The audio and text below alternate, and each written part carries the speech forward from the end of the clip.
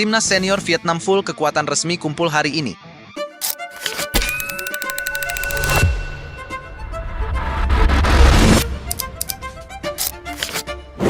Timnas senior Vietnam full kekuatan resmi kumpul hari ini. Berita hari ini kita awali dari berita singkat yang datang dari kubu The Golden Star Warriors dilaporkan menjadi kontestan yang paling siap dan paling serius dalam menatap ajang bergengsi regional. Federasi Sepak Bola Vietnam secara resmi mempercepat jadwal pemusatan latihan atau TC intensif mereka yang akan dimulai pada pertengahan Juni untuk menyambut ASEAN Championship yang bergulir bulan Juli nanti.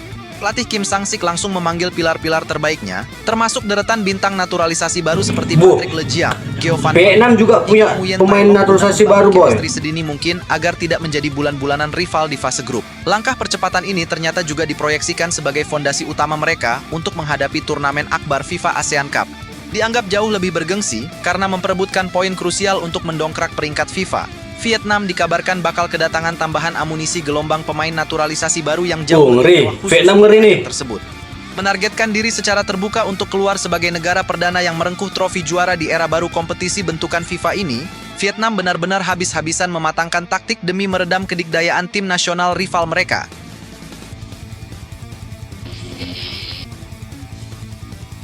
Indra Safri bandingkan skuad Timnas Indonesia U19 era sekarang asuhan Nova Arianto dengan generasi emas bentukan Evan Dimas CS.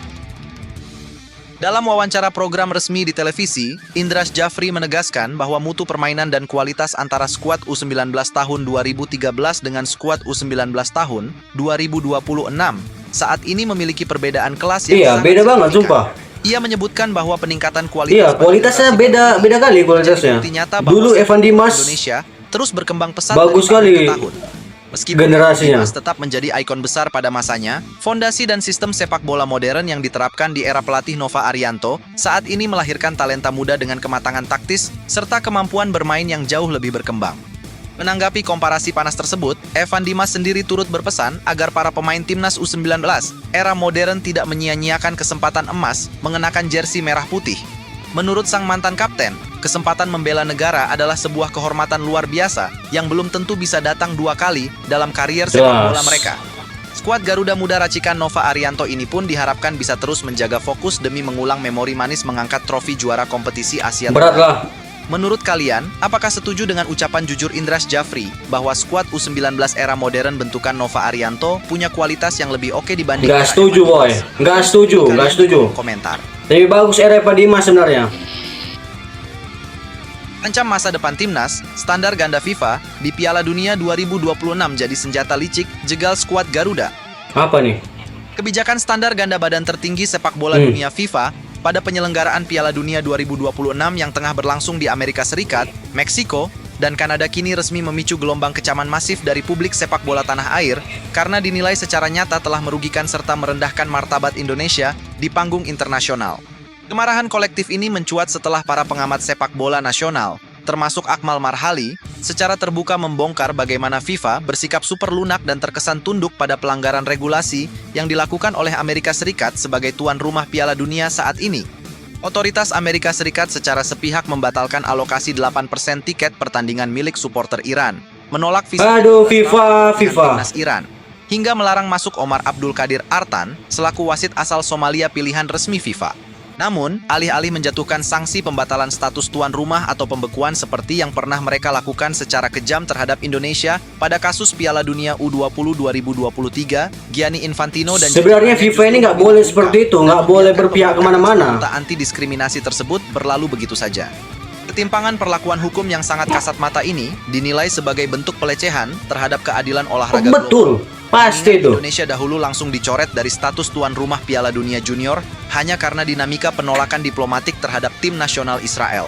Fakta bahwa Amerika Serikat saat ini diperbolehkan merusak persiapan teknis timnas Iran yang terpaksa terusir dan harus memindahkan basis latihan mereka ke Tijuana, Meksiko demi bolak-balik menghadiri kick-off pertandingan di Los Angeles menjadi bukti tak terbantahkan bahwa FIFA menerapkan aturan hukum. Iya betul, FIFA tebang pilih, sumpah. Negara berkembang tetapi tumpul di hadapan negara adidaya. Publik sepak bola nasional merasa sangat dirugikan secara moral dan reputasi karena standar kepatuhan yang dahulu dipaksakan kepada PSSI dengan ancaman isolasi total kini sama sekali tidak berlaku bagi pihak penyelenggara barat yang memegang kendali atas nilai komersial dan sponsor raksasa Piala Dunia 2026. Sentimen ketidakadilan ini terasa semakin menyakitkan karena momen standar ganda tersebut terjadi tepat di saat timnas Indonesia sedang berjuang keras membangun kebangkitan prestasi di bawah asuhan pelatih John Hartman. Berdasarkan pembaruan peringkat resmi, skuad Garuda baru saja mencatatkan lompatan impresif dengan naik 4 peringkat menuju posisi 118 dunia dengan total raihan 157,14 poin setelah sukses menyapu bersih kemenangan meyakinkan atas Oman dan Mozambik pada laga internasional bulan Juni ini. Dedikasi luar biasa para pemain di lapangan seolah dikerdilkan oleh realitas meja hijau internasional yang memperlihatkan bahwa sportivitas universal di bawah naungan FIFA telah mati perlahan, digantikan oleh arogansi birokrasi dan perlindungan terhadap kepentingan kapitalisme industri olahraga tertentu yang enggan memberikan kesetaraan hak bagi poros sepak bola baru asal Asia Tenggara. Merespons ketidakadilan sistemik yang dipamerkan FIFA selama bergulirnya laga-laga awal di Amerika Serikat tersebut, Ketua Umum PSSI Erick Thohir dilaporkan langsung mempersiapkan nota protes diplomatik tingkat tinggi untuk mempertanyakan komitmen konsistensi pasal 4 statuta FIFA mengenai... Iya, kita protes terus, tapi nggak pernah digubris. PSSI melihat bahwa pembiaran yang dilakukan FIFA terhadap pelanggaran visa dan hak penonton di Piala Dunia saat ini mengonfirmasi adanya bias politik yang sangat merugikan posisi tawar negara-negara asosiasi di luar blok barat. Langkah diplomasi yang diambil Jakarta ini dirancang bukan sekadar untuk mengungkit luka lama pembatalan turnamen 2023, melainkan sebagai bentuk gertakan nyata bahwa Indonesia yang kini memiliki kekuatan performa di peringkat 118 dunia tidak akan lagi tinggal diam jika hak-hak nggak akan bisa kita menang menghadapi FIFA. Mau gimana pun kita protes. Jutaan netizen dan pencinta sepak bola tanah air telah meluncurkan gerakan perlawanan digital secara masif di berbagai kalau kita dari medsos kita menang. Kita menang. Aktivitas media sosial yang digerakkan oleh supporter Indonesia ini berhasil menciptakan miliaran impresi negatif terhadap akun-akun resmi Piala Dunia 2026. Membandingkan secara detail data perlakuan diskriminatif yang diterima Indonesia dengan karpet merah penuh toleransi yang diberikan kepada Amerika Serikat. Kekuatan serangan opini publik dari Nusantara ini mulai memicu kekhawatiran besar di kalangan mitra komersial global FIFA, karena boikot digital dari pasar sebesar Indonesia berpotensi menurunkan nilai interaksi promosi dan rating siaran internasional yang sedang mereka pasarkan sepanjang bulan Juni ini. Tekanan ganda dari jalur diplomasi PSSI dan solidaritas supporter Komite Disiplin FIFA di Zurich berada dalam posisi yang sangat canggung dan defensif. Beberapa sumber dalam menyebutkan bahwa beberapa negara anggota asosiasi dari kawasan Asia dan Afrika mulai terinspirasi oleh keberanian Indonesia dan kini tengah mempertanyakan transparansi standarisasi penegakan hukum organisasi. Jika PSSI berhasil menggalang kekuatan dari negara-negara senasib yang sering kali dirugikan oleh ego geopolitik barat, maka momentum Piala Dunia 2026 ini diprediksi akan menjadi awal dari reformasi total atau bahkan perpecahan terbesar dalam sejarah tata kelola sepak bola modern.